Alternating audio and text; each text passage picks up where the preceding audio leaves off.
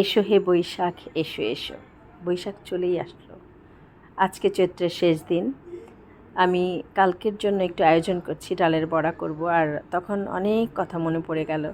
আসলে রান্নাঘরে যখন কাজ করতে থাকি না, সব পুরনো স্মৃতি, পুরনো কথাগুলি সব মনে পড়ে যায়। ছোটোবেলা বৈশাখগুলিতে স্কুলে অনুষ্ঠান সেদিন হতো না, হয়তো আগের দিন হতো, না হলে পরের দিন হতো। আর আমাদের আমি যেখানে ছোটোবেলা আমার স্কুল জীবন কাটিয়েছি, সেখানে খিলক্ষেতে স্কুলে একটা দেয়াল পত্রিকা ছাপা হতো। সেইখানে দেখা যেত ওই পত্রিকাতে নানা এলাকার যত মানুষ আছে তাদেরকে ব্যঙ্গ করে করে কারা যে করতো সেই কাজটা আমরা কোনো দিন জানতে পারতাম না, কিন্তু সকালবেলা সবাই যে সেটা দেখার জন্য স্কুলের সামনে গাছের মধ্যে টাঙিয়ে রাখতো বা দেয়ালে লাগিয়ে রাখতো। তখন দেখতাম কে কেমন, কাউকে বলছে চশমাবিহীন খুকু, মানে নাম দিয়ে দিয়ে একটা করে উপাধি, কে কীরকম ব্যঙ্গ করে করে একটা। আমার চশমাবিহীন খুকুটাই বেশি মনে আছে। এক খালাম্মাকে উপাধি দিয়েছিল চশমাবিহীন খুকু, মানে তখন মনির খুকুর ঘটনাটা ছিল।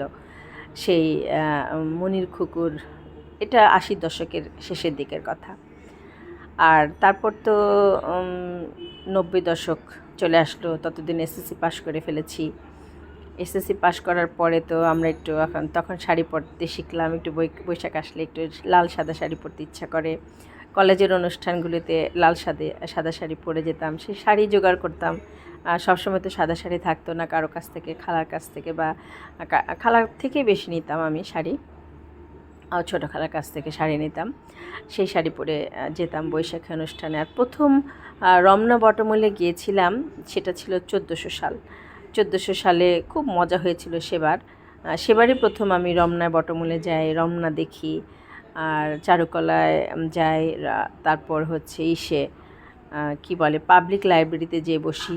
তখন আমরা বন্ধুরা বলতাম কি যে আমরা না অনেক বয়স হয়ে গেল, আমরা সবাই আসবো এখানে, দেখবি আমাদের ছেলে মেয়ে হয়ে যাবে, নাতিপুতি হয়ে যাবে, তবু আমরা আসবো।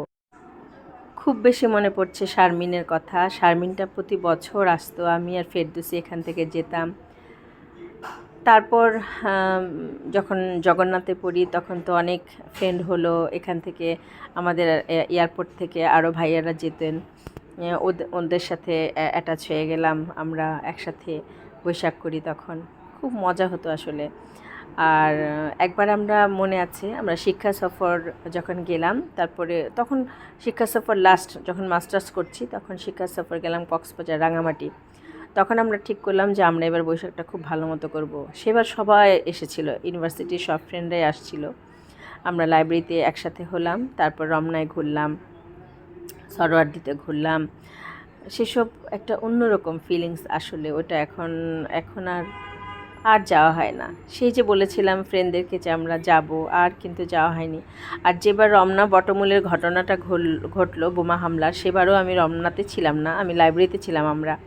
আমরা যে প্রথমে পাবলিক লাইব্রেরির সিঁড়িতেই বসতাম সব সময়। তারপর সবাই আসতো, সব ফ্রেন্ডরা ওখানেই জড়ো হতো। ওখান থেকে একসাথে হয়ে আমরা হাঁটা শুরু করতাম, চারুকলা হয়ে ঢাকা ইউনিভার্সিটি, ওদিক দিয়ে ঘুরে ঘুরে ঘুরে ঘুরে তারপর আমরা সরোয়ার্দি হয়ে এই আড্ডা, এখানে গান হচ্ছে, ওখানে গান হচ্ছে, এত ভালো লাগতো, এত মজা লাগতো। আর এত ভিড় ছিল, আমরা যদি শেরাটনের সামনে আর গাড়ি যেত না, তখন শেরাটনের সামনে থেকে আমাদেরকে হেঁটে হেঁটে হেঁটে হেঁটে যেতে হতো। শেরাটন না সোনারগাঁর সামনে, মোট কথা কারণ বাজারের সামনে থেকে আমাদেরকে হেঁটে যেতে হতো, আর গাড়ি যেত না।